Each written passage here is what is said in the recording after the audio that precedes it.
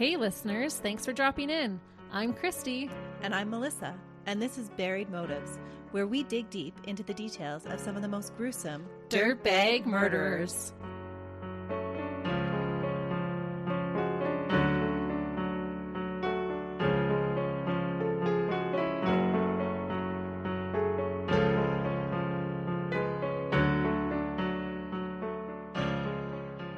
Hey listeners, Welcome back to Buried Motives. we're so happy you're joining us. It's going to be another fabulous day to talk about murder. It's always a good day to talk about murder. Yes. And today's case, I've picked one especially because it's Family Violence Awareness Month. Which is so important to educate ourselves about. For the signs and for the ramifications of it. Absolutely, because sometimes it's hard for us to see what's actually happening.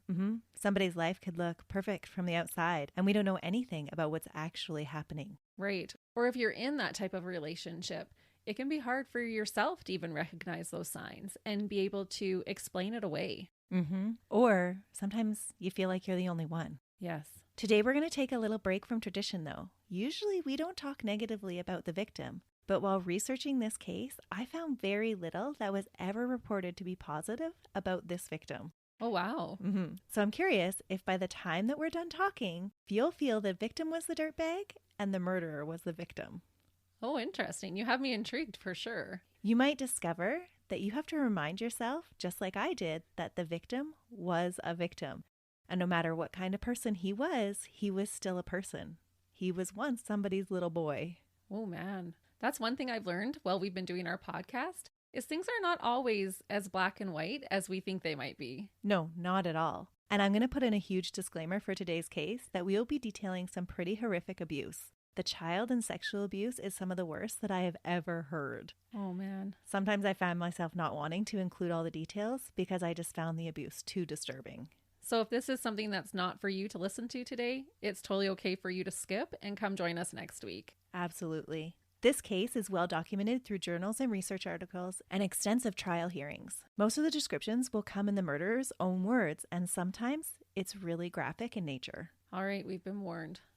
So on a cold, crisp March morning in 1982, Carl Croft was making his way along River Road just outside of Charleston, Nova Scotia.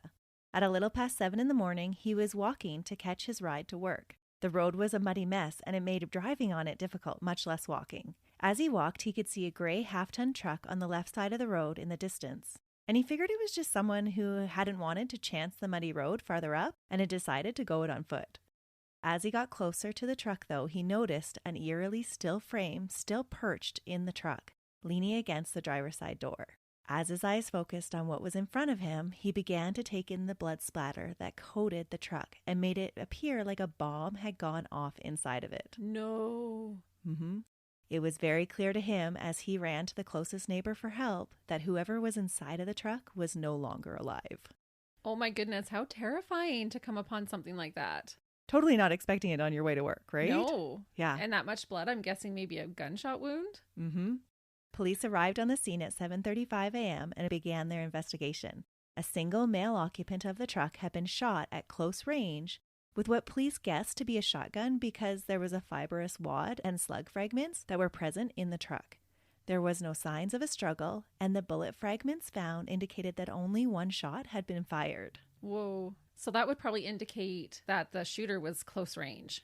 Absolutely. The shot had entered in front of the left ear, and the force of the bullet had caused a pulpification of most of the brain.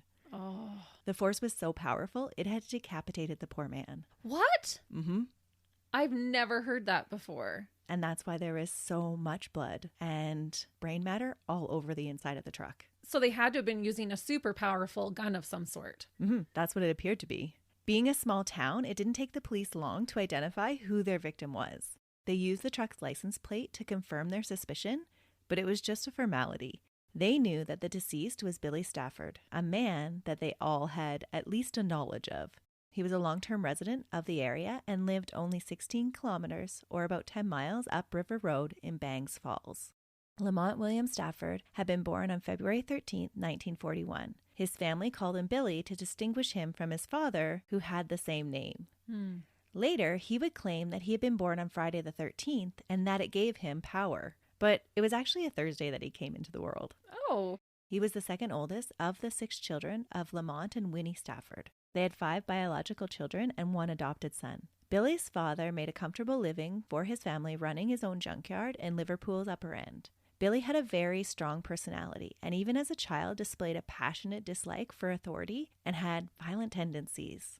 Billy had a strict upbringing and didn't appreciate his parents exercising authority over him and telling him what to do. He believed that he should be his own ruler and a ruler over everyone else too. As he grew, Billy developed a belief that he was a powerful man and one that was entitled to his wants and his desires because he was sent by the devil. Whoa. There were times when he was in a rage that he claimed he was the devil. The abuse of Billy's later childhood wasn't inflicted on him, but by him. His parents often received blows at his hands when they tried to enforce their rules upon him. So a little terror right from the start. Whoa. Acquaintances from his teenage years said that Billy was always sadistic and enjoyed inflicting pain on others. Anyone that displayed any sort of weakness would be at Billy's mercy. Most people gave Billy a wide berth, but he wasn't without charm. There were people that he showed some affection to, and he could maintain appearances if required. It seemed that Billy possessed just enough charisma to lure people in so that they would get within striking distance, like any true predator. He sounds terrifying already. Just a master manipulator, a total narcissist.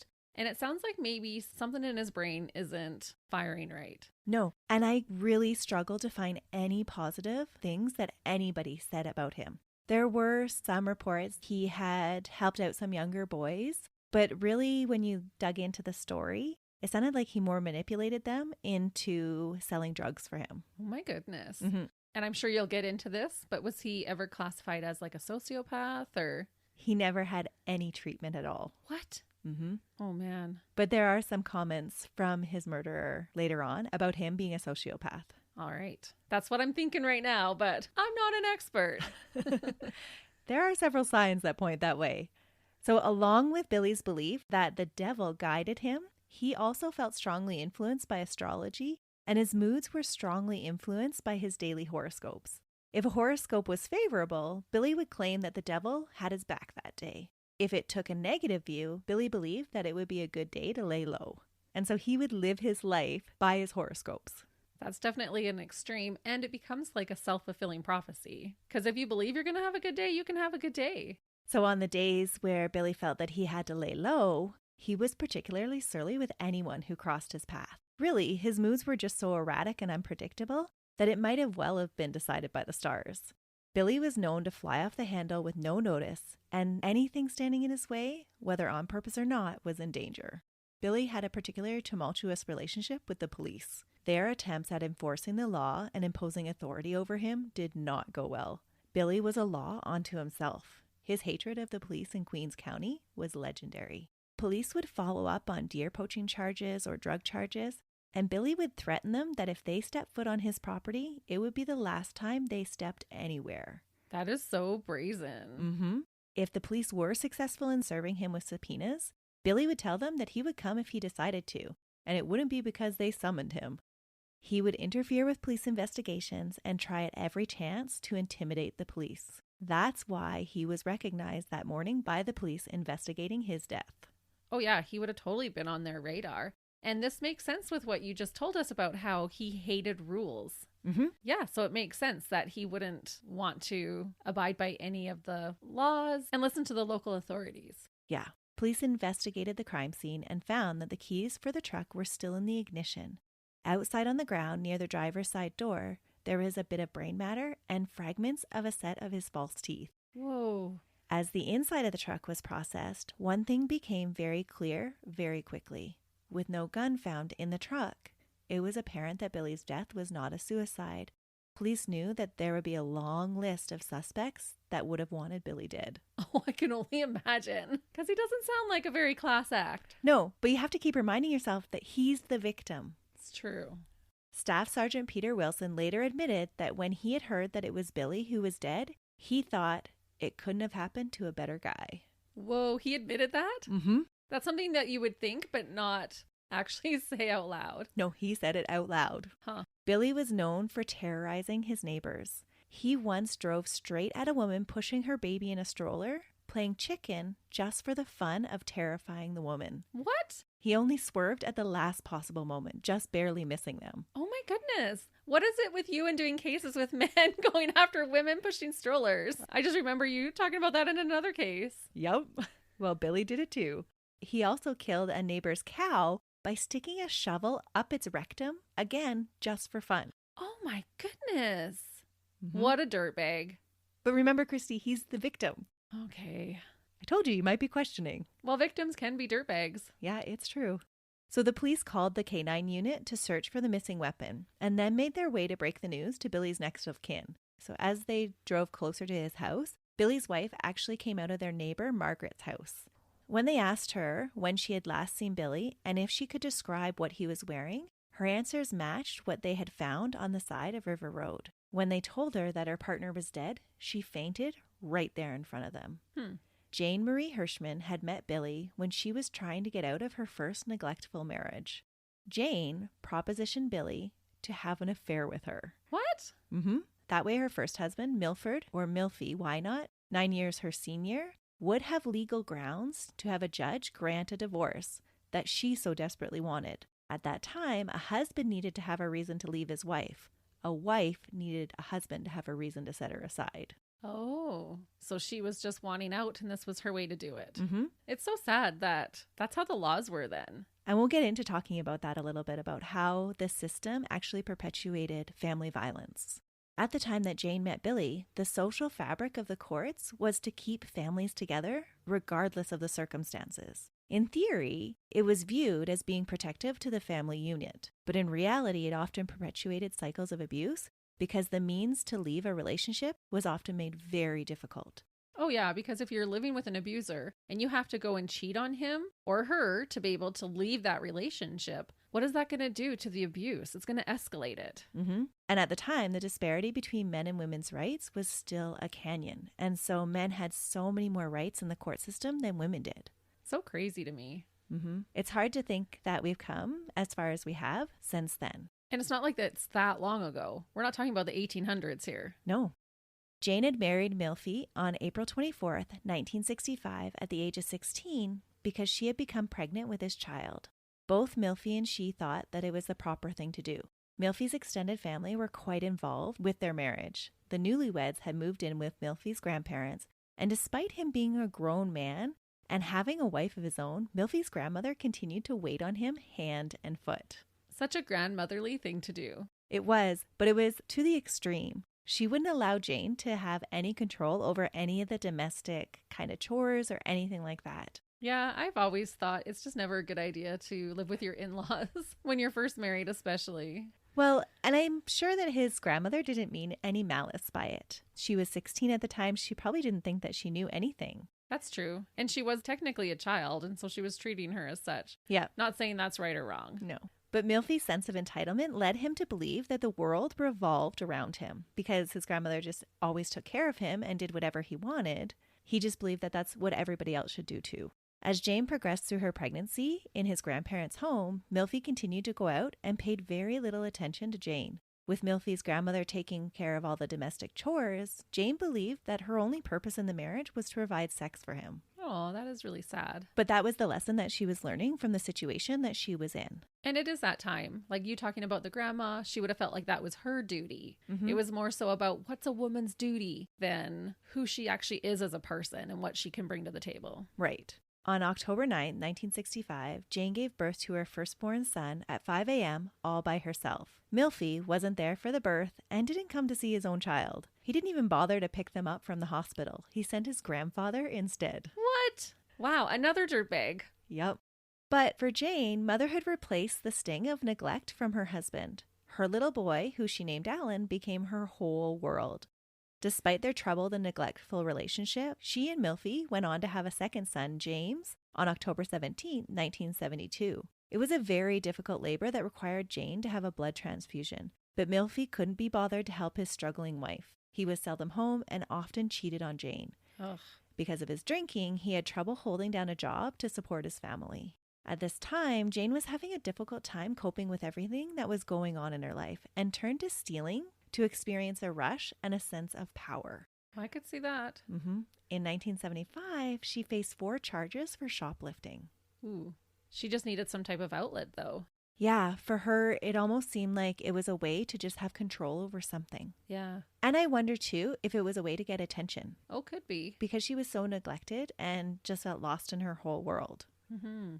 With both Milphie and Jane's lack of positive ways to cope with their situation, the marriage continued to deteriorate for the next 3 years until January 1976, when Jane gave Milphie an ultimatum, her and his children, over the alcohol.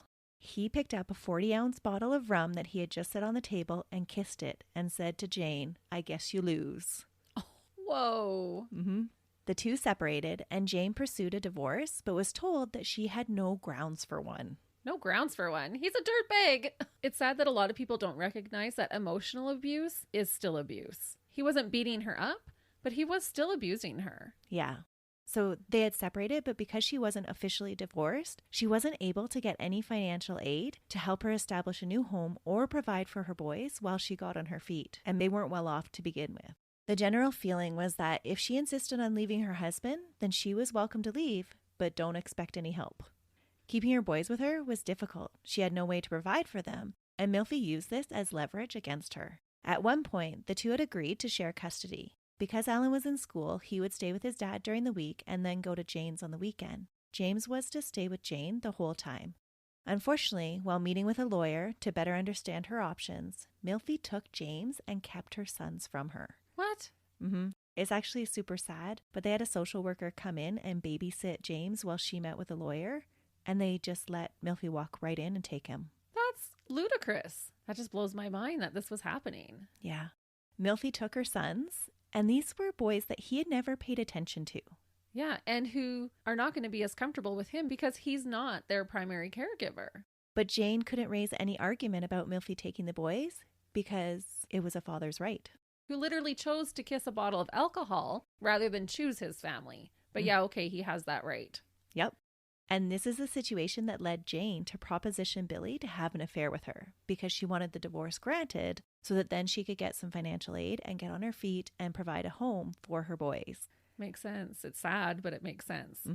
Billy was one of Milphie's friends that drank with him often. Oh, she chose one of his friends? One of his drinking buddies. Oh.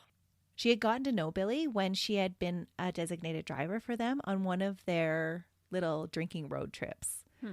Milphie had passed out in the car, and Billy had stayed awake the whole time to keep Jane company. Despite his domineering size compared to her petite frame, he was gentlemanly and engaging. He actually paid attention to her. But this is part of his manipulative side. But she doesn't know that. But often we find that abusers can be so charismatic at the beginning. Exactly. And that's the game that Billy's playing right now. When Jane pled her case for having an affair, Billy agreed to go along with her elaborate plan. They would have an affair, and then Billy agreed to testify on her behalf at court.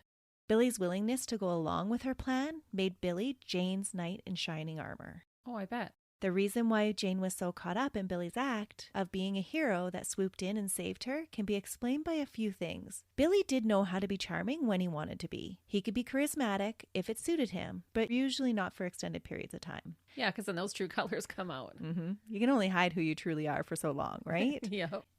Jane also was desperate to get out of the relationship with Milphie, where she was constantly ignored and taken for granted. When Billy started paying attention to Jane, she started to feel seen and important. Another reason that Jane was susceptible might have been her childhood. Jane Marie Hurshman was the second child born in her family to Gladys and Maurice Hurshman in Brooklyn on January 25, 1949. They owned a larger home, but there was no bathroom or running water. Her father provided for the family adequately enough, first by working at a sawmill, and then later by cooking in the army. He was an army veteran from Korea and ran a strict home. Maurice never beat his children, but his wife was another story. After serving in Vietnam, he drank more heavily, and when they moved to Truro, he began to have irritable, unpredictable mood swings. With these mood swings came the physical abuse to Jane's mother. Jane would watch as her mother took the beatings in silence. She would often gather her two younger sisters, and they would sit in the basement of their home as far away as possible from the arguing and the fighting. The physical abuse would continue for years, only stopping when her mother had an ectopic pregnancy and almost died. The rupture of her fallopian tube had caused a great deal of bleeding, and when Maurice had found his wife passed out and blood-soaked, he'd assumed that it had been from the beating that he had just given her, and it probably did contribute to it. Jane's mother had always said that one day things would improve. Her near-death experience was the catalyst for the day that things would improve. Because he was so afraid of ever losing his wife, he did stop beating her. And so Jane then had this belief that things do eventually get better. Because he had this rude awakening. But you've now introduced 3 different men into this story, and they're all dirtbags. Are we going to come across any man who's not a dirtbag today? Not until the very end, really. Oh, man. And it's just really sad because Jane is growing up to think that this is how just men are. Oh, so sad. It just gives her an acceptance of the later abuse that she'll suffer. That men kind of have that right to do it. Yeah. Because of her father's position in the army, they moved around a lot. And for 3.5 years, they were stationed in Germany. There, Jane excelled academically and athletically, earning competition ribbons and medals for cross-country running. She was a pretty girl with brown hair and was soft-spoken by nature. Despite doing well, Jane struggled to get her father's approval. He scorned her attempts to wear makeup and do her hair up nicely, and at one time, in a drunken stupor, he told her to her face that he hated her. Oh. This treatment would have a lasting effect on Jane's psyche. She began to believe that if my own father hates me, then who will ever love me? Yeah, I was just going to say, insert daddy issues here. Through her early teens, Jane would seek approval from other boys and men. Her first love was a boy she met in Germany. They dated for 8 months, and the day before her family returned to the U.S., she lost her virginity to him at 15. They promised to write and find each other again, but it wasn't in the cards. Once she returned to the States, she didn't hear from him for a whole year. Yeah, that would be sad for her. She was devastated, and that's when she met Milfy. Oh, man. That's super sad because it would have been this whole romantic thing in her mind. I'm leaving back to America the next day. You know, we're going to consummate our love for one another. Yeah, this is going to make it lasting. Yeah. And then she gets ghosted for over a year. Right. Where honestly, like, it probably was not going to work out regardless, but that was totally a jerk move. Especially because at that time, there was no internet to be texting or Snapchatting or whatever with each other. Super sad. And she was totally devastated by it. Oh, rightfully so. When Jane returned from Germany, she was behind in school and failed grade 9 in June of 1964. Oh. Because Germany's education was just different than ours at the time. Okay. But her parents were disappointed with her and just sent her away to live with her paternal grandmother, Grandma Mill, to straighten her out. She was a kind woman, and Jane felt at home staying with her. But Grandma Mill did not like Milfy or approve of Jane dating him. When Grandma Mill found out that the two of them were having sex, she sent Jane to live with her maternal grandparents. Once again, Jane was disposable in a relationship that she had trusted. Oh, man. So she just kind of got passed around. Yeah, she's getting rejected everywhere she turns. Her own father hates her. She thought she was in love with this boy, and now he's not writing. She goes to live with a grandma who she really bonds with, and then because she doesn't live up to her standards, she just sends her away and ships her off to somebody else. And in the meantime is now in a relationship with dirtbag Milfy. Yikes. When Billy entered Jane's life, she was primed to fall for his knight in shining armor routine and for his abuse. Well, she was probably just so desperate at this point for someone to love her, for someone to take notice.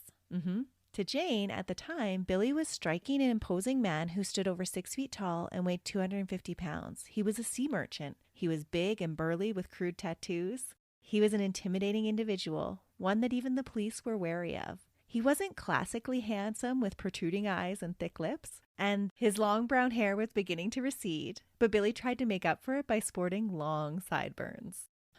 He's not conventionally attractive. No. But to Jane, his looks didn't matter. He was handsome to her. And this, along with his nice guy act, blinded her to his behavior.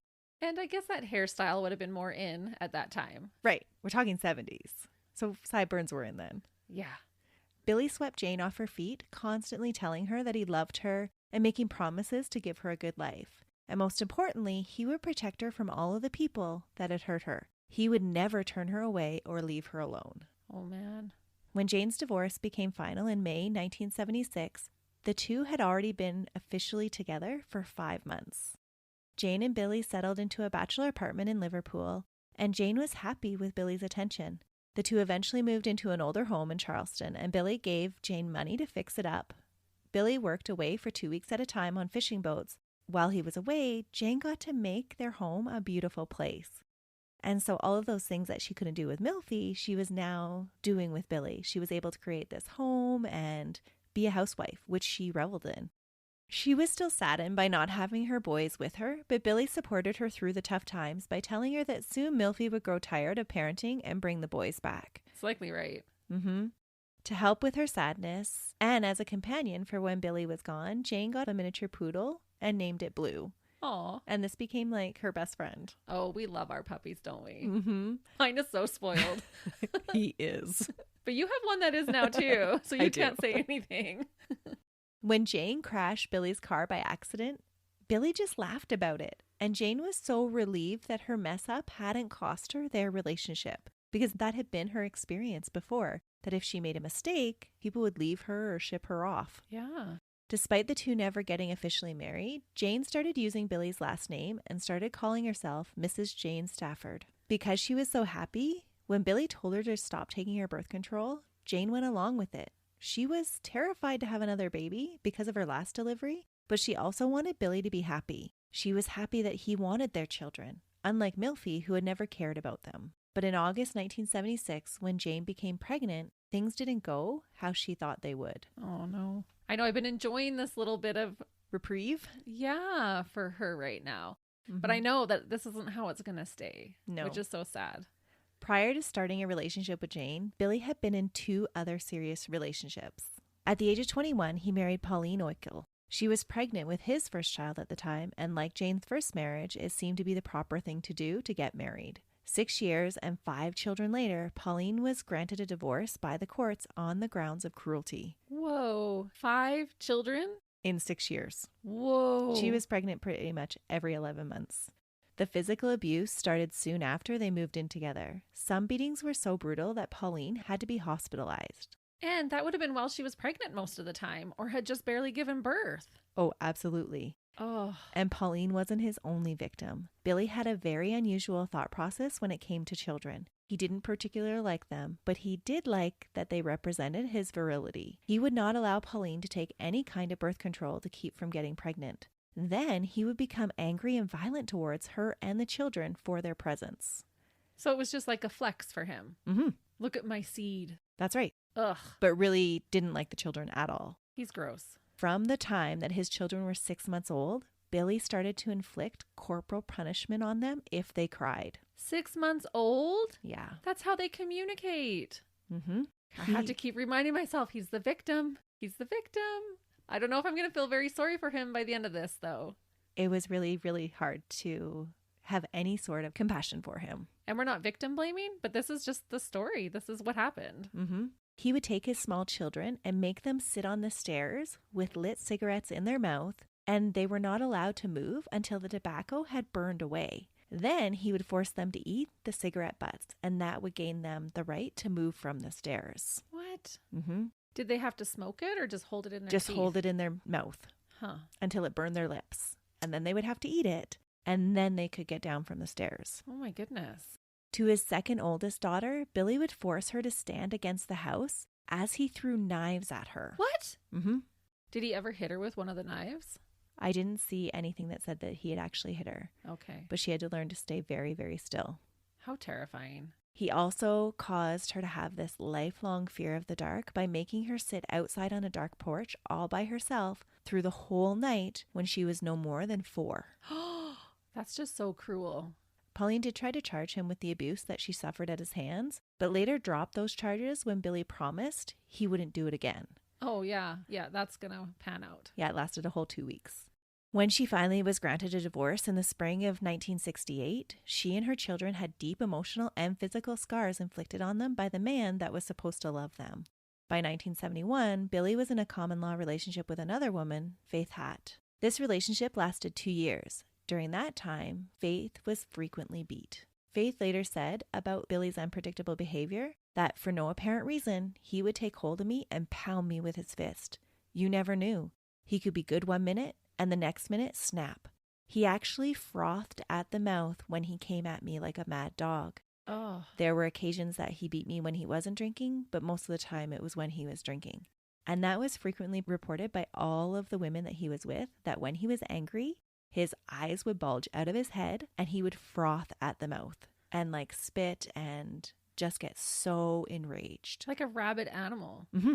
He is such a tyrant, and what a terrifying way to live when it's not even anything that you're doing that's going to set him off. Not that anything you would do would justify him in doing that, but to be good 1 minute and then all of a sudden he just starts beating on you.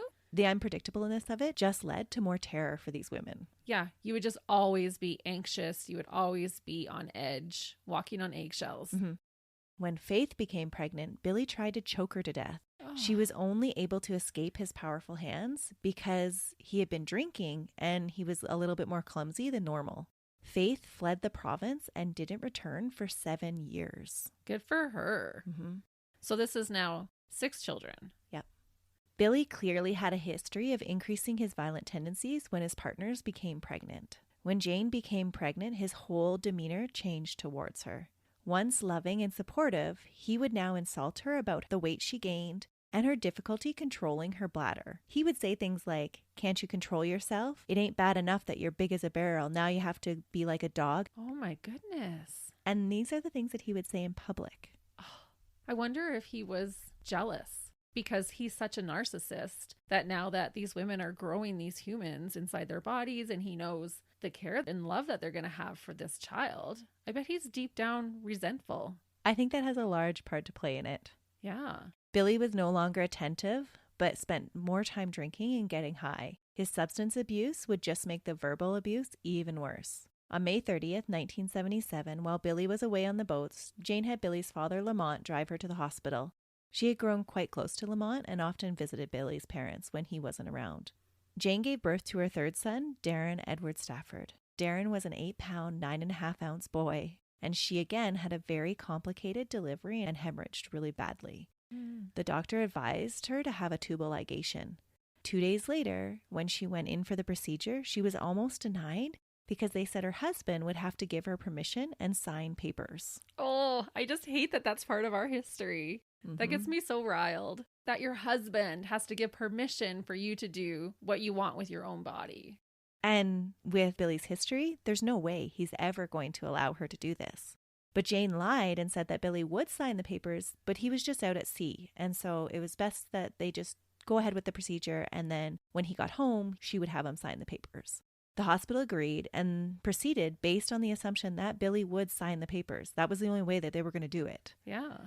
Billy came to see his new son 4 days after his birth. He didn't ask about him at all, just remarked to Jane, "Well, I guess you got what you wanted. You got your boy. Well, old woman, you better look after him. He's all yours." He's so terrible. And he's the one who asked her to stop taking birth control. Yep, she thought he wanted this baby. And that's why she risked her life to have him. Right. So now we're on baby number 7 for him. Mm-hmm. And he doesn't care about any of them. Not at all. Billy refused to sign the form for tubal ligation and told Jane that it made her no good anymore. He was super angry that she had went ahead. And so as retaliation, she had wanted to go and stay with his parents because she just had a major abdominal surgery. Yeah. And he said no, he wouldn't allow her to do that, that she had made her bed to lie in it. You chose to have this surgery, and so now you can look after yourself. It's too bad she couldn't have just kept that from him. But she couldn't because back then it was a whole incision. Right. And you'll find out as we go through the abuse that she suffers why she couldn't hide that from him. So Jane returned to the house that she had so painstakingly fixed up and made a home, and it was an absolute disaster. Billy had gotten off the boat sooner than he had told her. He had been partying the whole time that she was in the hospital having their son. There was vomit all over the bed from his hangovers, and Billy had chosen to use a bucket in the bedroom instead of going outside to the outhouse in his drunken state. Ah. All of this mess was days old and left for her to clean. When she's coming home with a brand new baby. And having major abdominal surgery. Oh my gosh. Mm-hmm. What a disgusting human being. It's really hard to keep looking at him as the victim. Well, right now he's not. No. Like, he is just a full-blown dirtbag abuser, vile little weasel of a bug. Just wait. We'll get into even more. Oh. So at the time, when Jane returned home, her house didn't have any running water. So to clean, Jane had to draw water from the well and carry the buckets into the house to clean it. After just having had a baby and tubal ligation. Yep. And Billy refused to lift a finger to help her. When Billy returned to see, Jane discussed his change of attitude towards her with his parents. And his mother just brushed it off, saying that Billy just needed time to adjust. And what Jane heard was that things would get better. She just had to stick it out. Yeah, they're not. No. When Billy returned from the sea, he demanded sex. He made Jane strip, and then he berated her for her appearance. Jane suffered through the abuse. She believed that this was just a phase. Billy needed time to adjust, and her own mother had faced abuse and endured it in silence, and the beatings had eventually stopped. At the end of August in 1977, Billy and Jane had to move from their home in Charleston to a smaller home in Bangs Falls. The move was another stress in their relationship, and Billy became even more mean. Billy had been blacklisted from the fishing boats at this time because he had been charged with mutiny for fighting and holding a man at knife point. When the RCMP came to the new house to serve him with papers, he chased them out of his house with a loaded automatic rifle. Whoa. The police ducked so low trying to hide from him as they drove away, they had to leave the door open to see the road. They couldn't even have their heads up to see out the windshield. And he wasn't later arrested for this? No one would testify against him, and all of his charges were dropped. And that was a frequent occurrence for Billy and his criminal dealings. He would be charged, and then witnesses would refuse to testify because they were terrified of retaliation. One time, Billy even persuaded another man to take the fall for him. What Billy wanted, he made sure to get. A few times through charm, but most of the time through force and intimidation. Which is just teaching him that he can do whatever the heck he wants with no consequence. Mm-hmm. You have law enforcement officers that are running from him.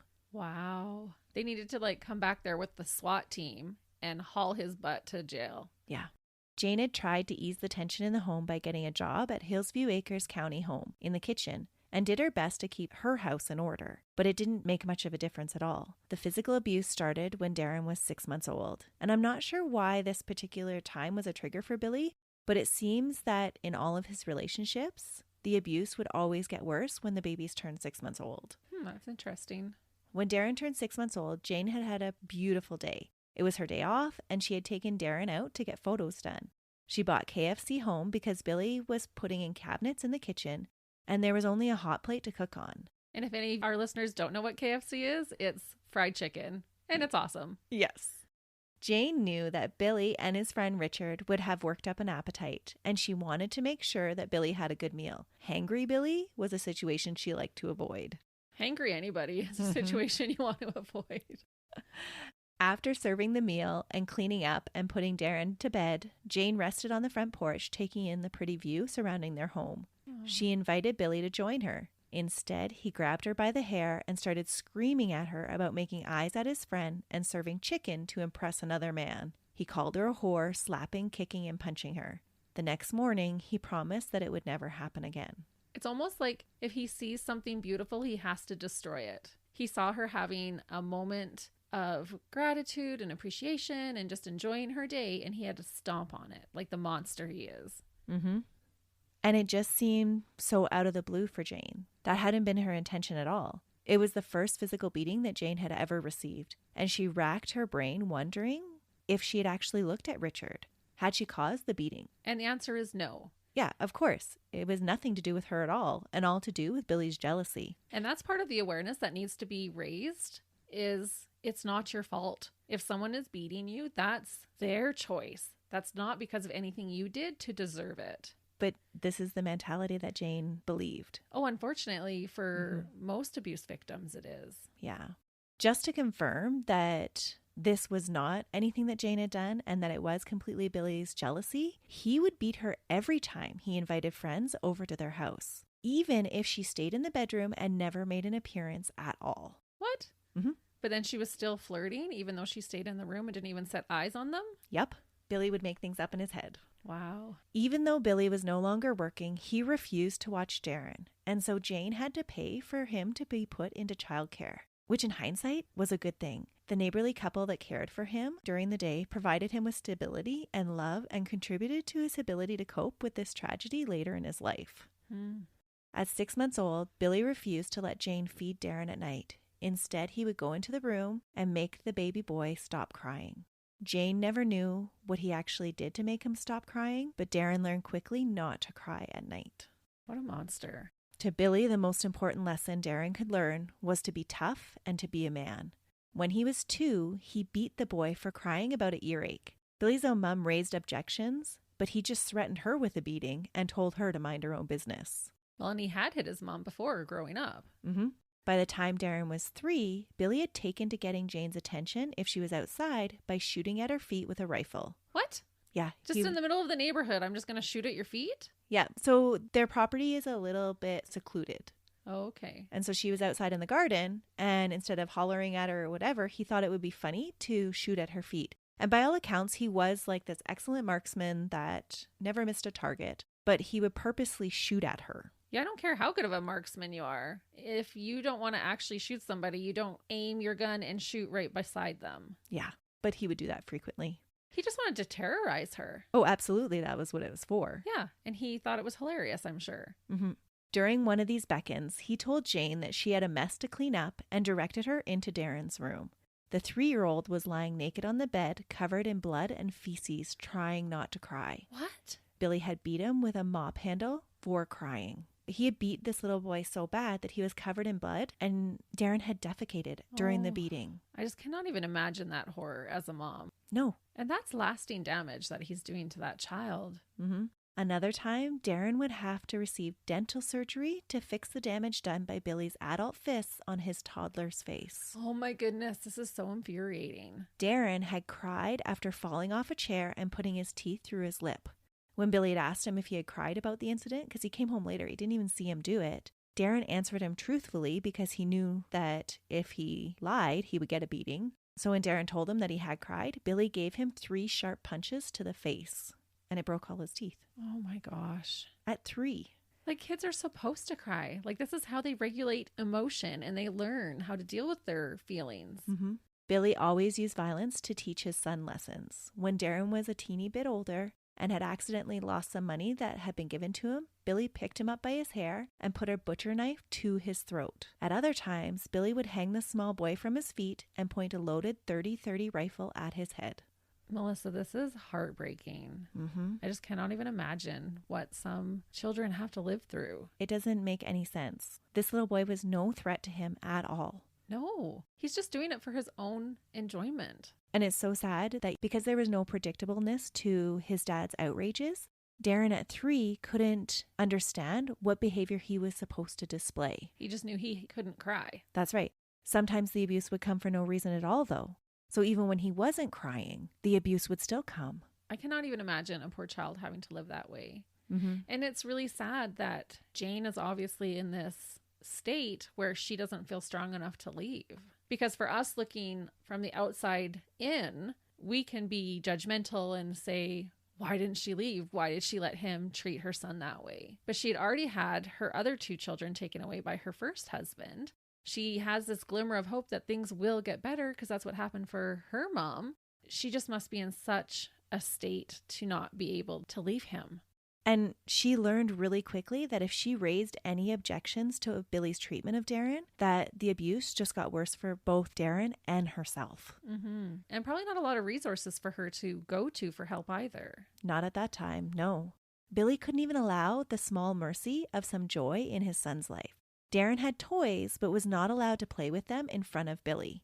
If Darren showed that he liked a particular toy, Billy would give it away or he would destroy it. At Christmas, Billy would open any of the presents Darren had received and place them in a position of taunting and not allow him to play with them. And all of this was done to make sure that Darren knew who was in control.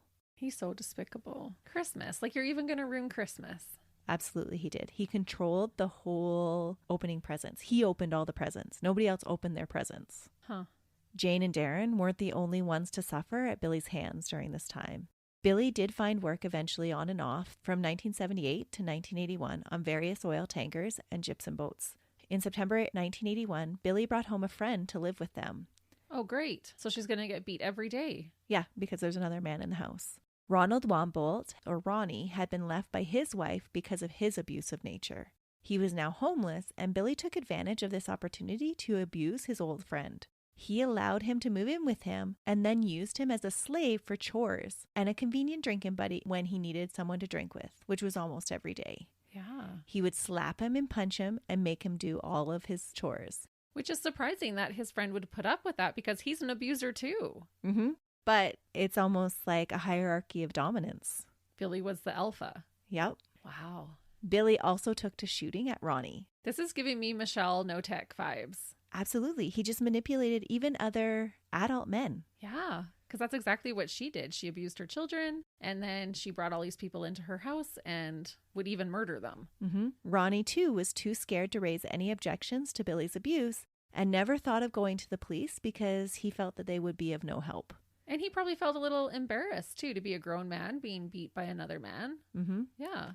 Alan, Jane's oldest son, came to live with his mom when he was kicked out of his father's house and having trouble in school and with the law. While Alan lived with his mom and Billy, his life became just like Ronnie's. He was a servant for Billy and would get slapped and punched to ensure his submissiveness.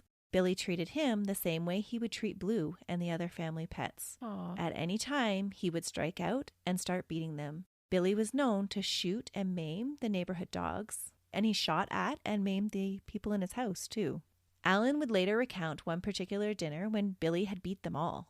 Darren wasn't as fast as Billy at eating, and Billy had started to force feed him, causing the little boy to vomit. Billy then started shoveling the vomit back into the boy's mouth. No.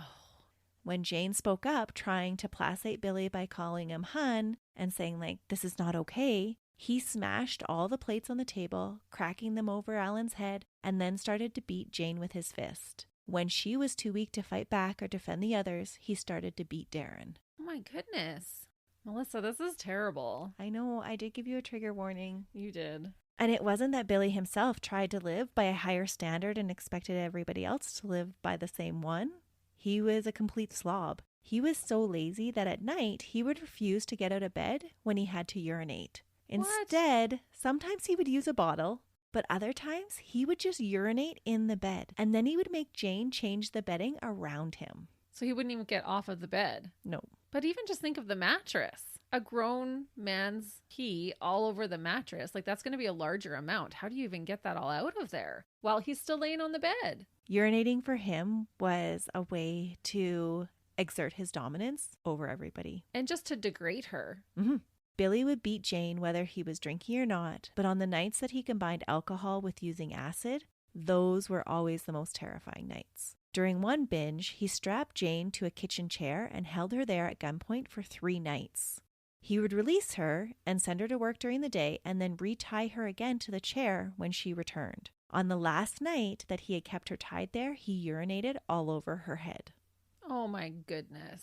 Sometimes when he beat Jane, he would mistakenly call her Pauline, his first wife's name. Some close to Billy said he never got over Pauline leaving him and taking his kids away, and so he would take out his rage then on Jane for that as well.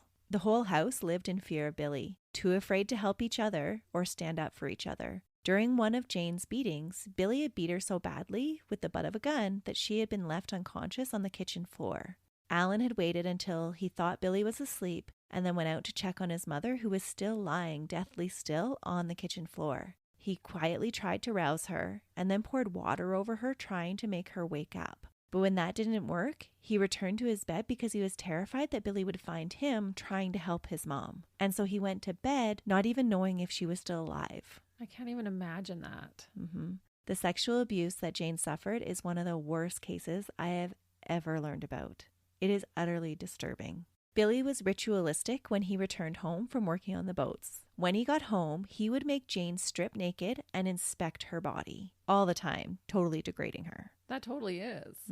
Then he would strap her to a chair with her legs spread wide apart and pluck her pubic hair out one by one. What?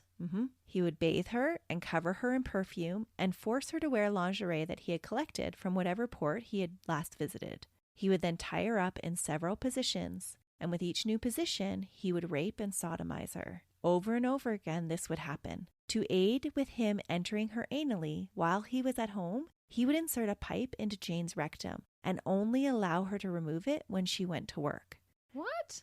When she was at home, she would have to go about all of her daily chores with this pipe inserted into her rectum. Oh my gosh. Was his idea to stretch it out? Yeah, so it wasn't as hard for him to enter her. I have no words for this guy because what that's damaging inside of her. She had permanent scars forever. Yeah. Bestiality also entered the bedroom. No. When he wasn't making Jane parade around the house naked on all fours with a dog leash in front of their children and in front of Ronnie, he would make Jane perform oral sex on their dog and then have sex with it as well. What? And there are so many more sexually humiliating and degrading things that he did to her that we couldn't possibly cover them all. And honestly, it's too disturbing to cover them all. Okay, yeah, I'm not seeing him as a victim, Melissa. I'm not. It's so hard to see this guy as a victim. Yeah. Jane never told her family about any of the abuse she suffered. She feared for their safety, and she didn't believe that it would make any difference at all. So she thought that if she told them, it would just put them at risk. Well, and they've taught her that if there's anything wrong with you, we're going to ship you away. Yeah. They're not there for her. That does change later on, but that's what she grew up to believe. Yeah. The worst part of the abuse was the hopelessness of it all. Because of Billy's manipulative ways, she didn't believe anyone would help her, and she began to believe that all of the abuses that the family suffered at his hands were because of her. It was her fault, and she felt completely alone. She would have felt an inch tall. Mm-hmm. She would have had zero self-esteem, zero self-confidence at this point. Society at the time didn't help either. Spousal abuse in the courts was given lower priority than an assault of a stranger. At the time that Jane was experiencing abuse at Billy's hands, 20% of homicides in Canada involved spousal slayings. And in 1982, half of the women killed were killed by their spouse or exes. Wow. The stats are a little bit better today, but there's still massive room for improvement. Oh, definitely. Jane felt constantly threatened. The only time that she was able to let down her guard a little was when she was at work. One day, Jane was loading the wood stove that heated their house. She was busy doing chores while Billy laid in bed. She bent over and a .22 caliber bullet whizzed by her head. Billy just laughed and excused his behavior by saying that if he had wanted to hit her, he wouldn't have missed. And this incident was a turning point for her. She realized that had she even just stood up unexpectedly, it would have hit her. Absolutely. Mm-hmm. Like, this is full-blown torture. Yeah. With this realization that he was going to kill her, she told Billy that she was going to leave him. He laughed and just told her that she could leave at any time, but if she did, he would shoot her family one by one. With that fear, she lost all hope and resigned everything over to Billy. Jane said, "I became a robot and believed that only in death would I find peace." On 2 separate occasions, she had gotten up in the middle of the night while Billy slept and loaded a gun and put it to his head. But she had stopped herself from pulling the trigger because of Darren. She thought about suicide, but again, the thought of leaving Darren stopped her. She couldn't imagine leaving Darren alone with his dad. Oh, never. He's never taken care of him a day in his whole entire life. And not just taking care of him, but he does the exact opposite. Yeah. And brutally beats him. At Christmas in 1981, Jane contemplated hiring a man to kill Billy for her. She offered an acquaintance $20,000 from a life insurance policy to kill him, but the man turned her down. He was too afraid of Billy. And rightfully, we shouldn't be, killing people for our friends. No, yeah. Right? And this is where it gets a little sketchy. You feel so bad for Jane, but she's going to these extreme measures. But you kind of understand why. Oh, for sure. Yeah. On March 11, 1982, after threatening to kill the neighbor Margaret Jowdry over a dispute of property lines and pigs, Billy threw all the clean laundry that Jane had just finished into the mud and left for town, right after stealing money out of Jane's purse that she had been saving for bills. So he was mad at his neighbor and took it out on his wife. Mm-hmm. And she had to haul in water and wash it by hand. They didn't have a laundry machine. Oh. And she had just hung it all out to dry, brought it in, and then he threw it all back out in the mud. Even us with our modern day conveniences with a washing machine, if someone did that after we had just washed and dried and folded a bunch of laundry, we'd be livid. Yeah. Ronnie went with Billy, and they headed straight for the liquor store and finished almost a whole quart of rum and a joint before returning home for dinner. From their trip in town, they also brought with them a jerry can of gasoline. Margaret was a woman that Jane felt extremely close to and regarded her as a motherly figure. She was the closest neighbor that Jane had, and Jane would often find refuge in her home. Billy demanded that Jane drive him and Ronnie to another friend's house to continue their binge of drinking and smoking pot. Jane dutifully drove them and waited for them to finish, and then drove them home around 8:30 p.m. when Billy demanded a ride home. And what's so infuriating about that too is knowing, like as a wife, if I was sitting outside waiting for my husband to finish his binges, knowing that he's using the money that we needed to pay bills. Uh-huh.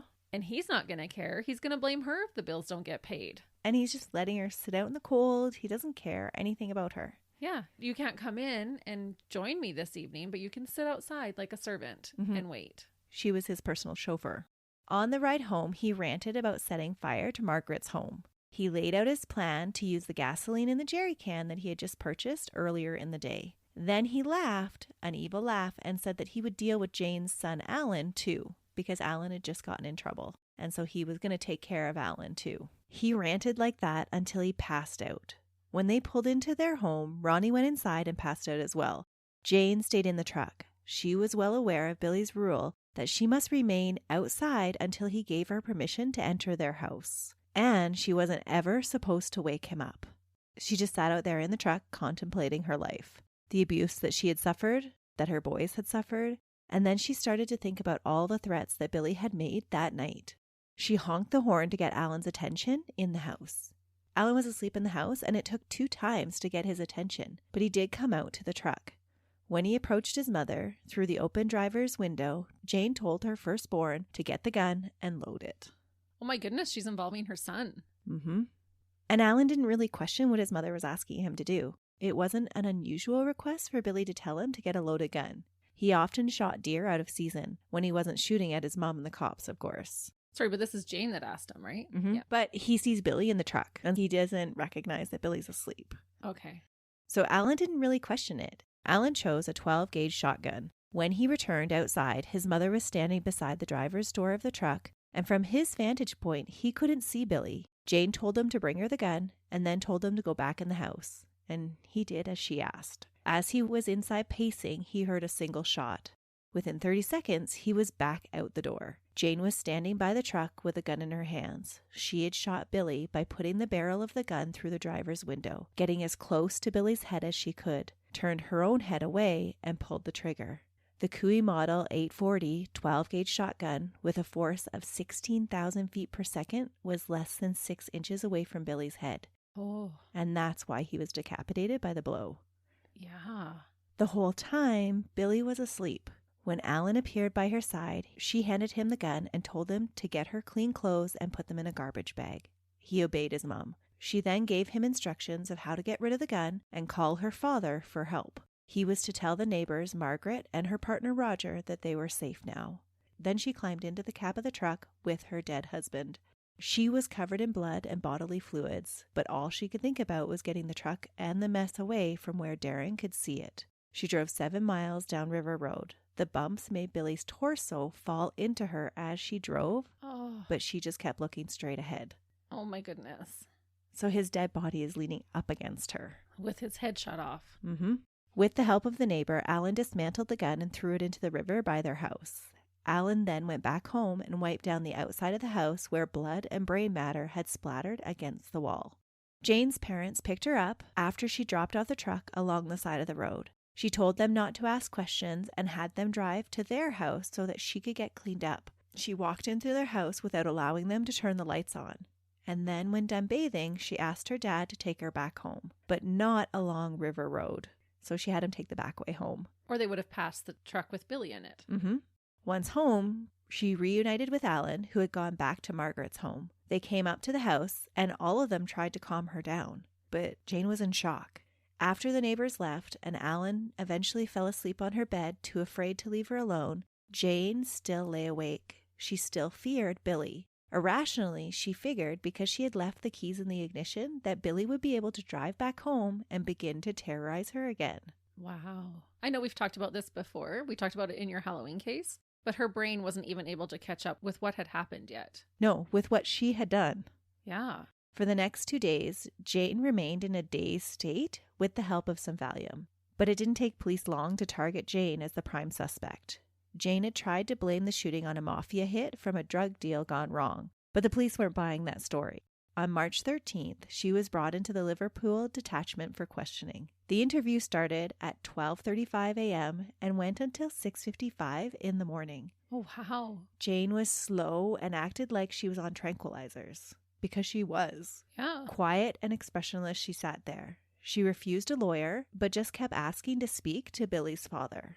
Through all the police tactics, she never confessed. They even told her that everyone else was out celebrating that Billy was dead, and if she confessed, she could go home and celebrate too.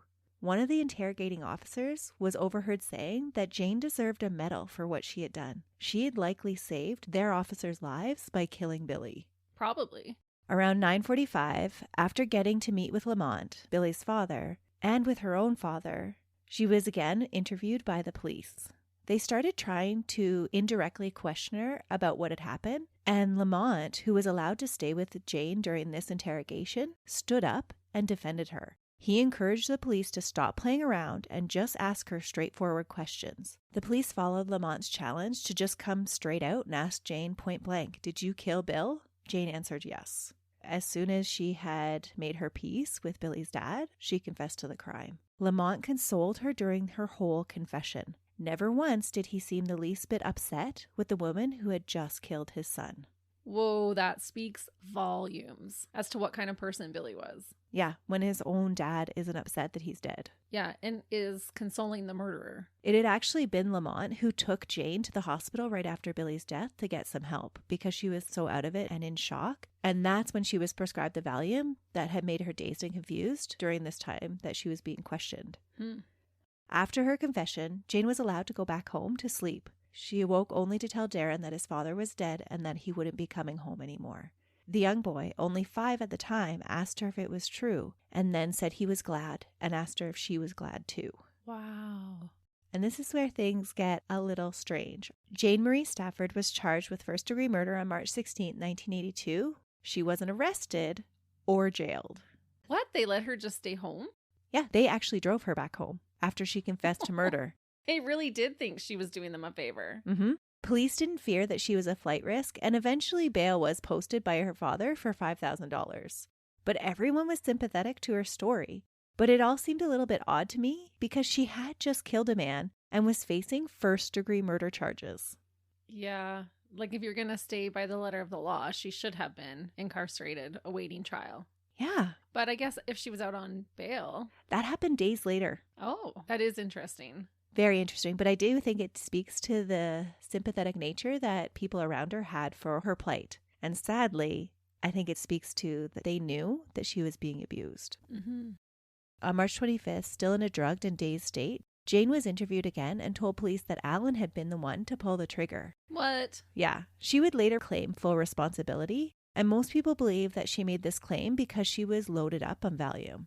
But it does seem questionable given that she would get out of jail if Alan had done it. Yeah, that was a dirtbag move by trying to blame it on her son. But she had had a couple of days to go over and think through what she was going to confess to the police. And that is what she confessed, is that Alan had done it. Never in my mind would I feel like, oh, that's an option to blame it on my children. Right. Had she actually confused the issue? Because she was on so much medication during this time and truly didn't remember pulling the trigger herself, but remembered Alan holding the gun. No, I don't think so, or else she wouldn't have recanted so quickly. If that's the way that her brain had painted the story for her, she wouldn't have recanted right away. She knew it was wrong. And so maybe she planned to confuse the issue in the courts and introduce reasonable doubt between which one had actually done it. And I don't know if she did it on purpose, but this is what she did. But that's gambling with your son's future, and that's not okay. No.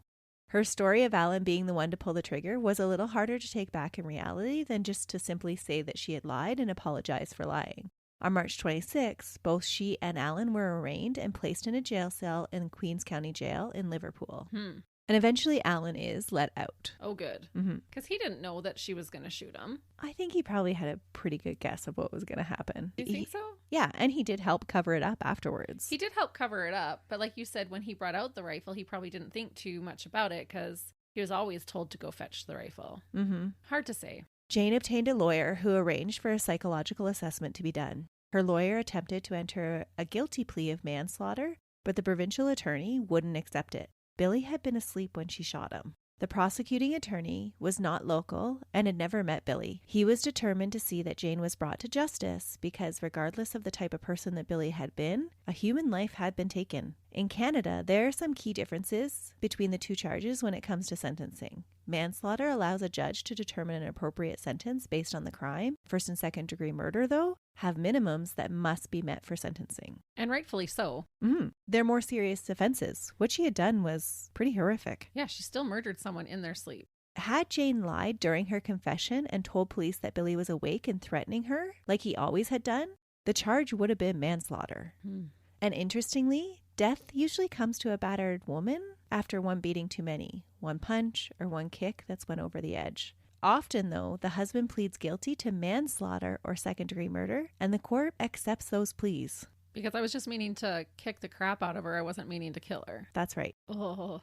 The trial began on November 2nd and lasted 18 days in front of what was supposed to be a 12-member jury. The jury actually proceeded with 11 jurors because one member stepped down because they knew Jane, and they were never actually replaced. That's weird. It was such an odd thing to happen during a trial. Yeah.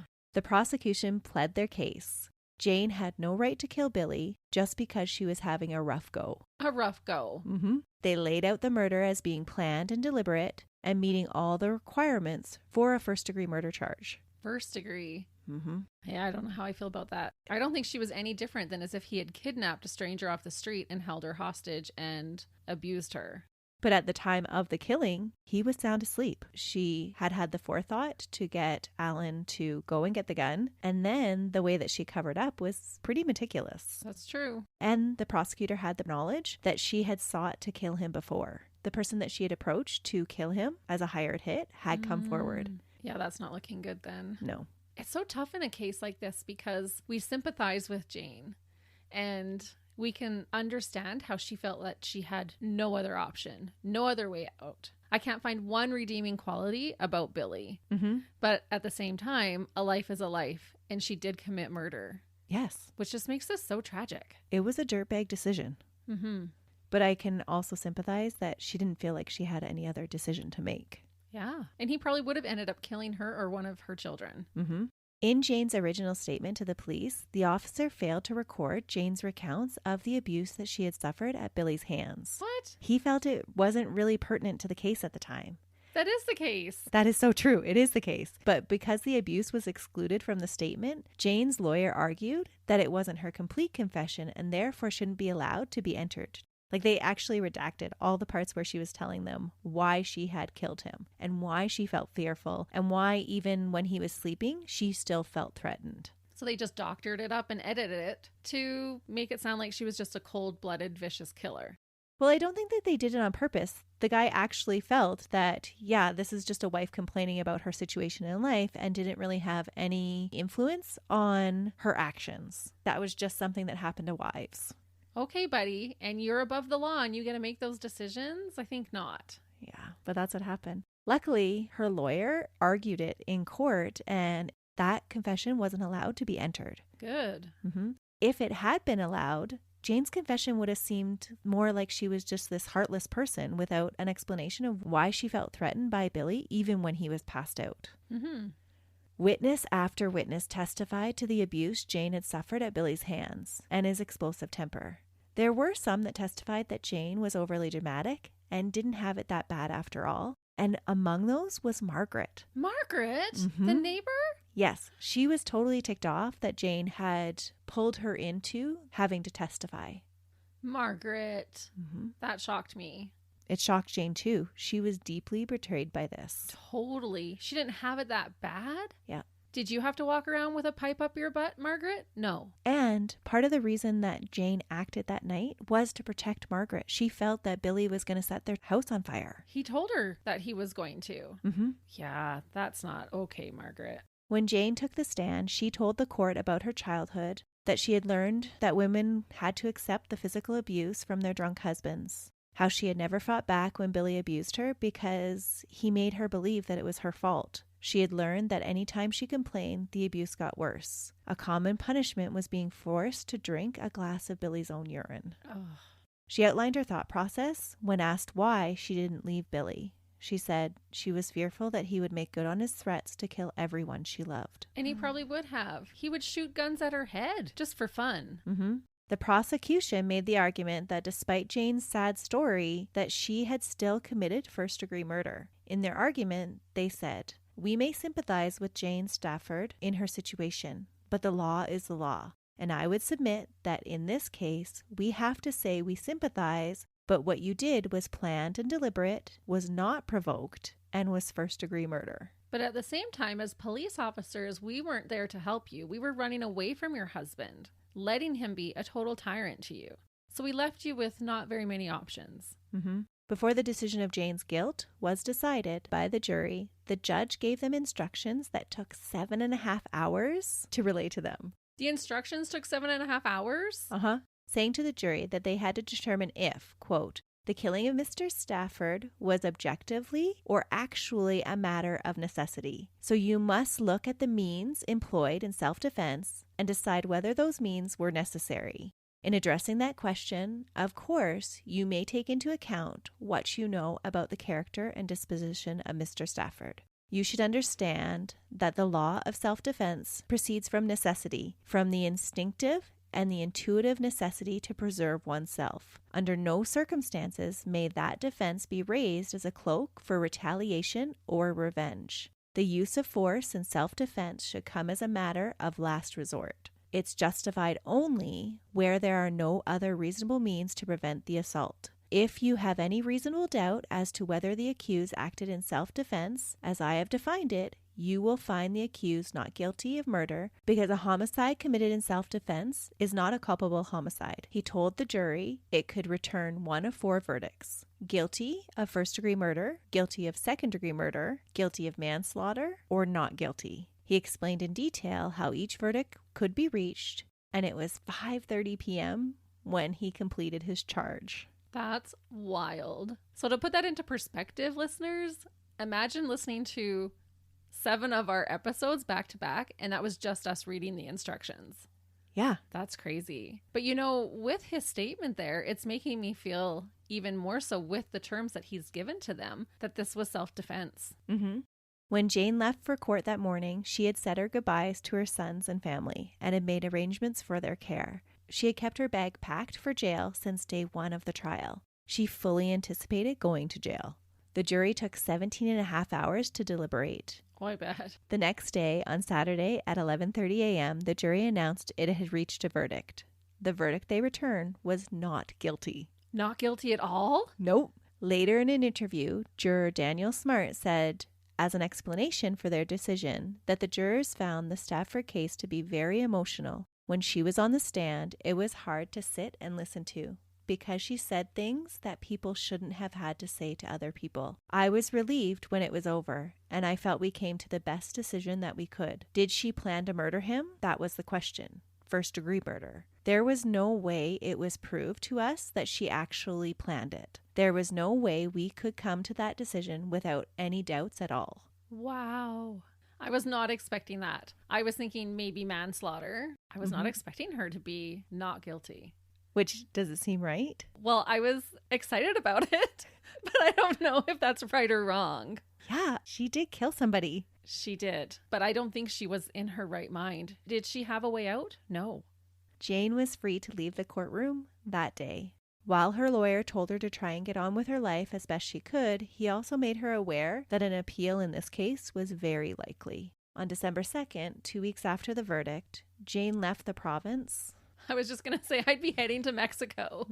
Jane left the province with Alan and Darren to try and start over. But adjusting was hard, and the move wouldn't be permanent. Papers for an appeal were served on December 15th, 1982. Oh, and that would just be sickening to get. Like, knowing I have to go through this again. And when she was on the trial, she didn't spare any details about the abuse that she had went through.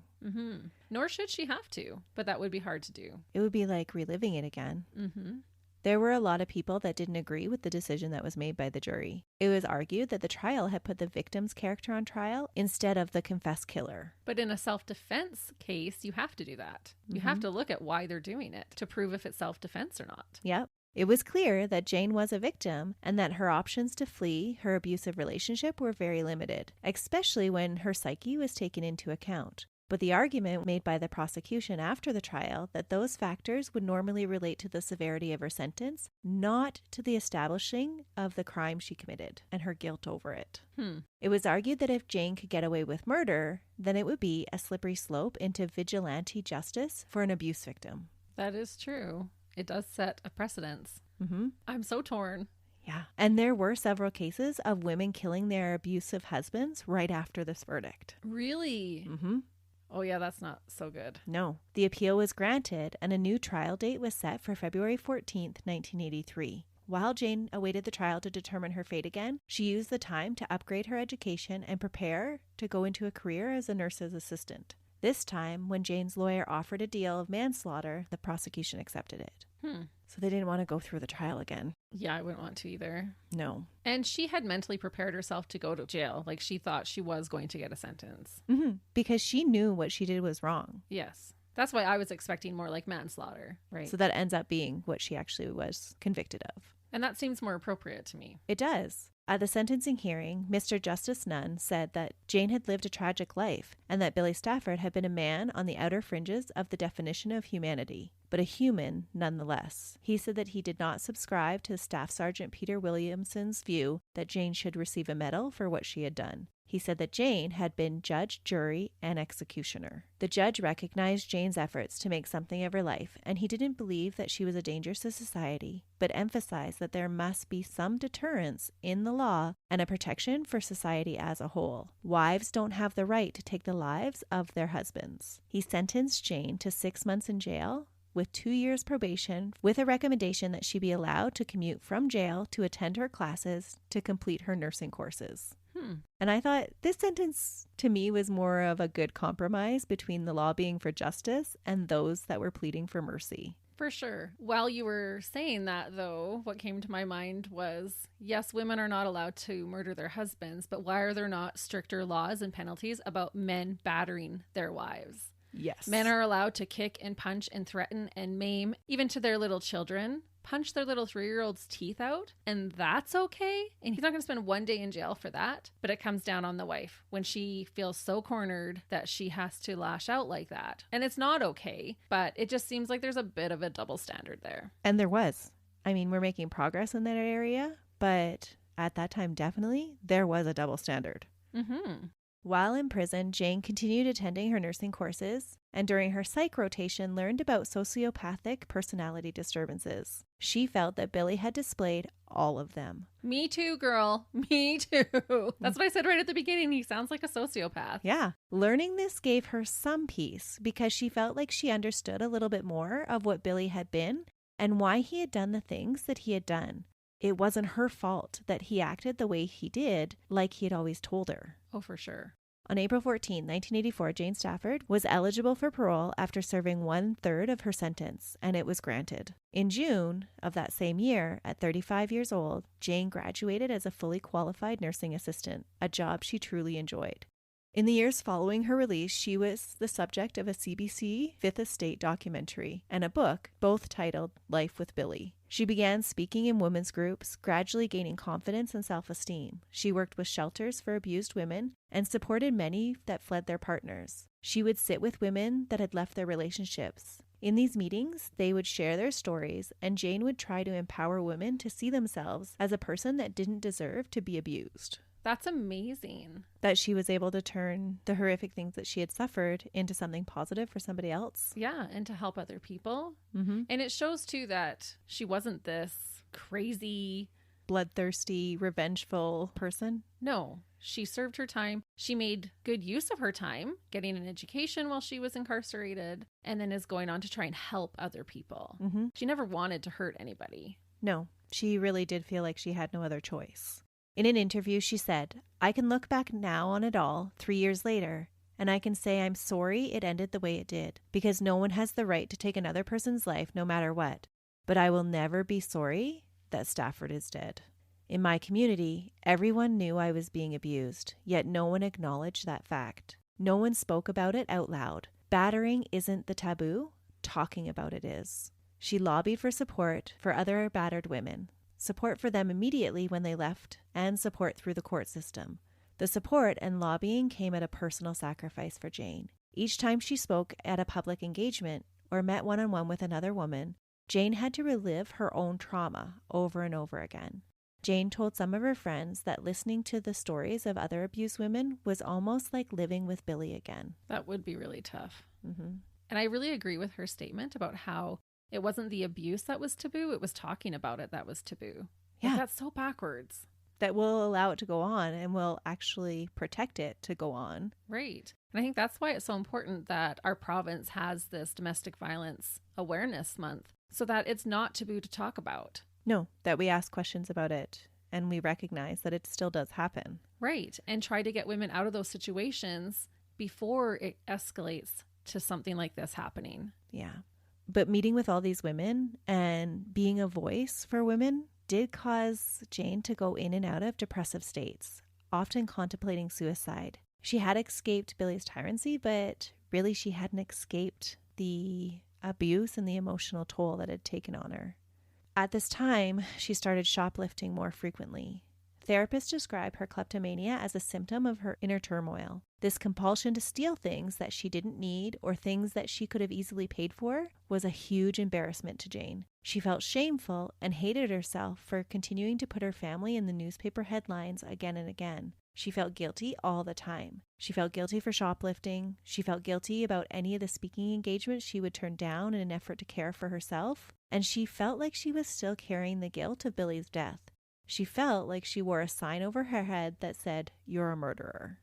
Wow. I can see how the theft would be a way for her to even subconsciously trying to fill that void that she's still feeling. Or any time that she would experience happiness, she wouldn't really feel like she deserved it. That's a heavy load to carry around, all those things that you just described. Yeah.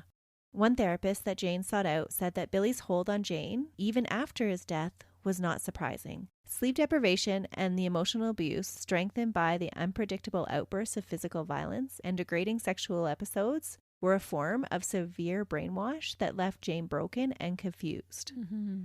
Jane also struggled again to trust other men and to have meaningful relationships with them. She had some male friends, but couldn't really bring herself to trust them completely for a very long time. That would feel almost impossible, honestly. I don't know if I could ever trust another man after living through that. Yeah.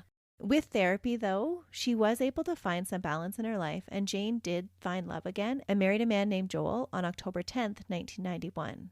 And that's where the story should end. Please tell me he was not abusive. No, he wasn't abusive. Oh, I couldn't have taken it. But life wasn't done for Jane yet. Not everyone was supportive of her lobbying against family violence and spousal abuse. What? The culture at the time was different than ours today. Not saying now that we have domestic violence figured out, but there has been some progress since the 80s and early 90s when Jane took her voice to the public. Which speaks to how brave she really was at the time. Mm-hmm.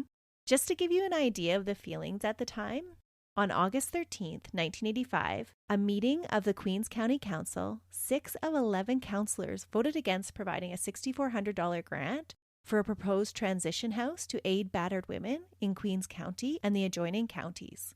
2 male councillors were particularly vocal in their opposition. And I hope you tell us their names because they deserve to be embarrassed for what they said. Mm-hmm. That's exactly why I did include their names. Councillor Joe Rogers said he couldn't see the need for such a facility and that shelters became vacation spots for some women and enticed them away from their homes and their families. Oh, I'm fuming. And Councillor Laurie Smith said that women bring on their own troubles. He added that what some women need today is a good kick in the backside.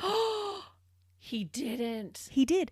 We're talking about battered women who need to flee situations like this so that they don't have to murder their husbands. And he's saying they need to be treated with violence to smarten them up. Yeah, that they shouldn't be looking for a vacation spot. I have never wanted to take 2 heads and clank them together as hard as I possibly could as I do these 2 dirtbags that right made now. These statements? Yeah. Yeah. And the general feeling in private lives was much worse than this. That's so terrible. And honestly, they're politicians. They were probably putting it as nicely as they could. That probably wasn't even what they really wanted to say. No, politicians are usually guarded when they speak in public. And these were the statements they were making publicly. Oh, I hope they got their just comeuppance one day. Oh, well, the public was a little bit outraged at what they had said. But this was the environment that Jane was speaking out in. Jane began to receive threatening notes and phone calls, messages that told her to shut her mouth or else it would be shut permanently. The threats came at all different times with no real pattern. Some even came to her parents' house when she was just there on a visit. Once the lug nuts on her tires were mysteriously loosened, her fear sent her looking for a gun to protect herself. That is despicable. I cannot even believe that people would respond to a woman this way. As Jane prepared for her first Christmas with her new husband, stress was at an all-time high for her. Between the speaking engagements, her work at the shelters, dealing with her court dates for her kleptomania, and the threats, Jane was having difficulty coping. She became more despondent and her personality became more bizarre and unusual for Jane. She started to talk more and more to a close friend about suicide, and even made a pact with this friend who was also suicidal. They agreed to let each other know at least 3 weeks before they planned to do anything. That way they could make sure that the other had a chance to talk things over with the other one. Her fear about the threats even played into Jane's suicidal thoughts. She started to tell people that she believed that whoever was sending the threats would try to make it look like a suicide.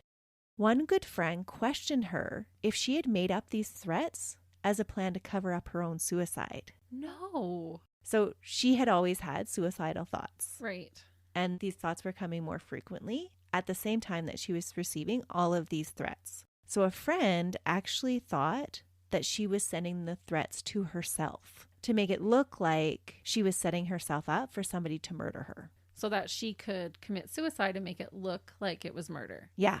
Which seems pretty harsh, but Jane in the past had come up with some pretty elaborate storylines for her planned suicides. Some were about being mugged. Some were covered up by a reason saying that she had terminal cancer, which she didn't. And there was even one about having to help another woman commit suicide, but needing a friend to get rid of the gun afterwards to make it look like a murder. Remember, that's how Billy's death had been deemed a homicide. Because they didn't find the gun, they thought it was a murder. Right. Jane denied that she was involved in any of the threats. I don't think she was. I think that she did receive threats, and then maybe it evolved from there. If a politician is making that kind of public statement, what are the other dirtbags doing? On Friday, February 21st, 1992, Jane was getting ready to go to work for her midnight shift. She always worked nights because she had difficulty sleeping because of her nightmares.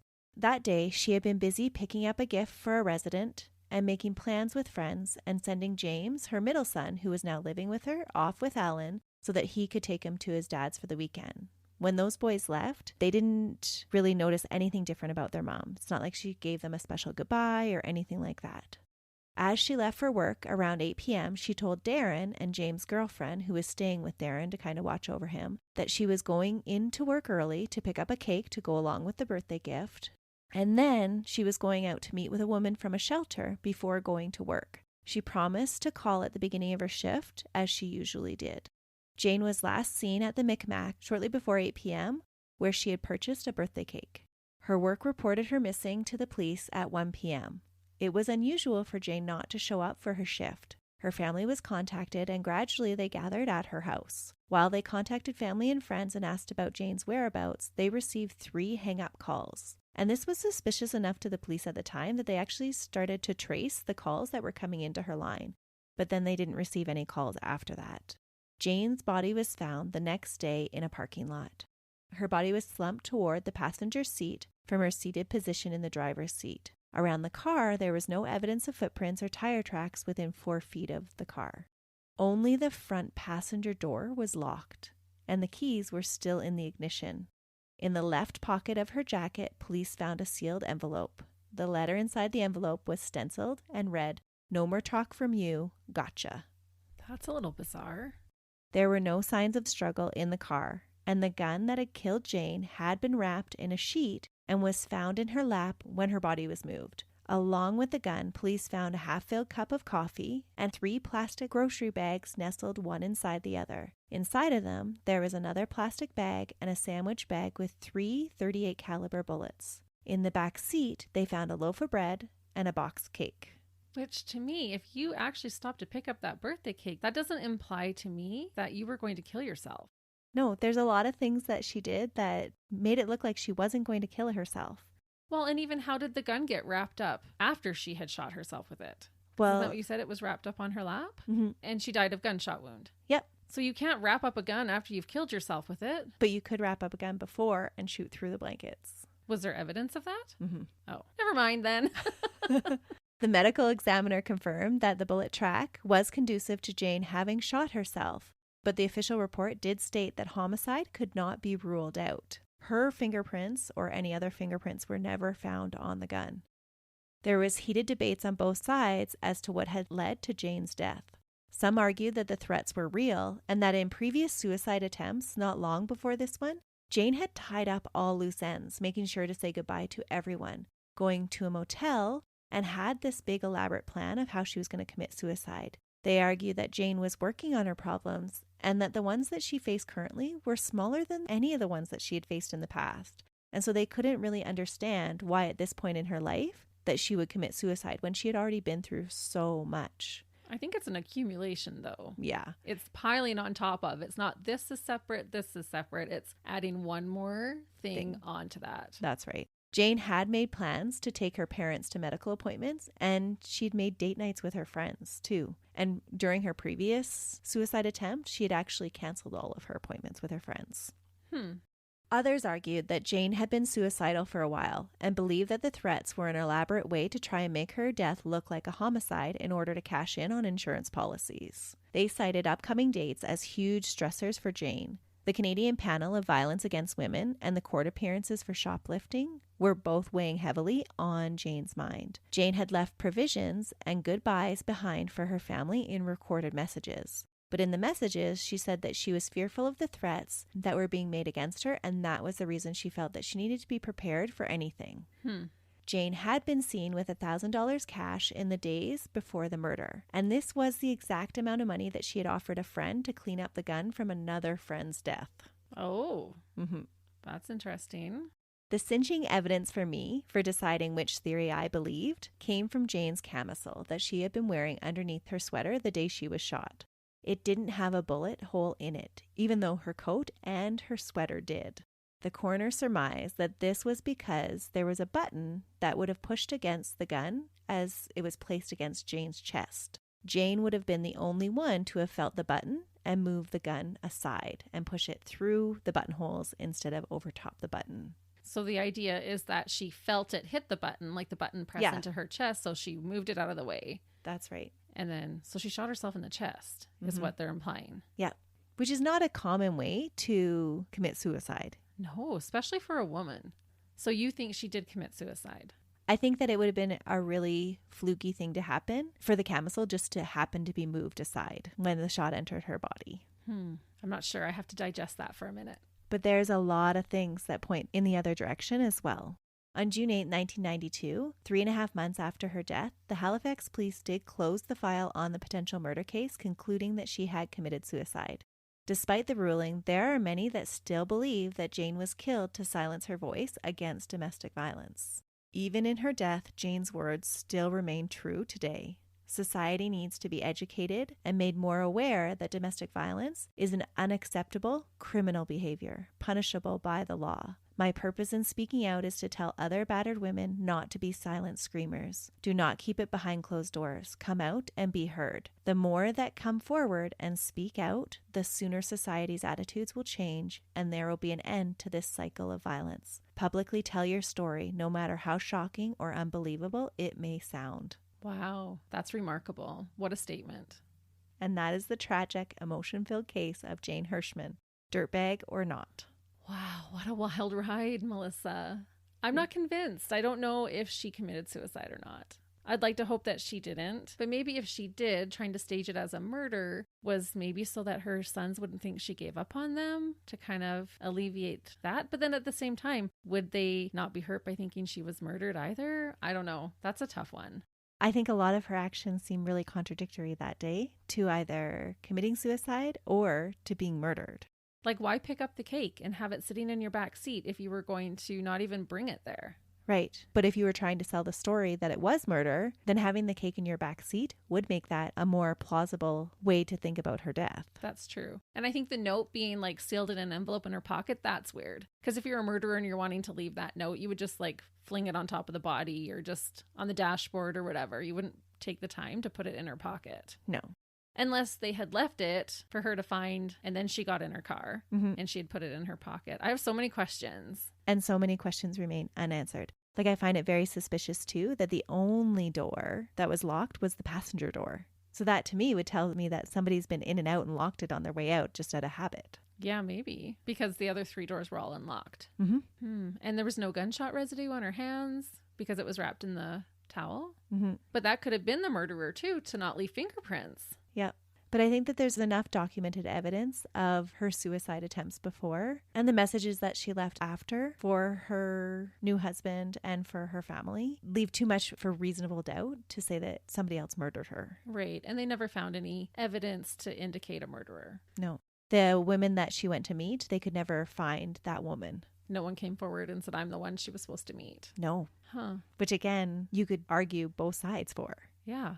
Wow, that was devastating. And I don't know if we can even really call her a dirtbag. No, I'm not sure we can either. I think we can't condone her actions in killing Billy, but we can completely understand them. She was a woman pushed to the limits, and as a result, there was a dirtbag decision made about taking another human life. Yeah, I believe it was a dirtbag decision, but I don't believe she's a dirtbag.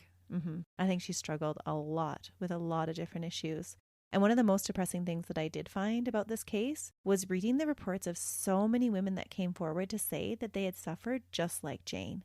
Her case is so extreme and so hard to imagine that that would happen over and over and over again to different women. Yeah, this should be the 1 in a million, not the norm.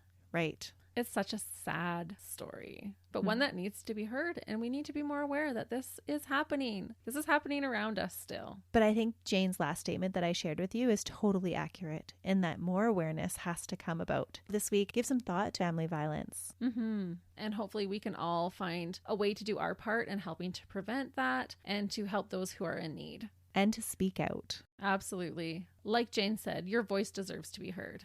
And with that, we'll leave you for another week when Christy brings us another case. But until then, have a great week. See ya. Bye.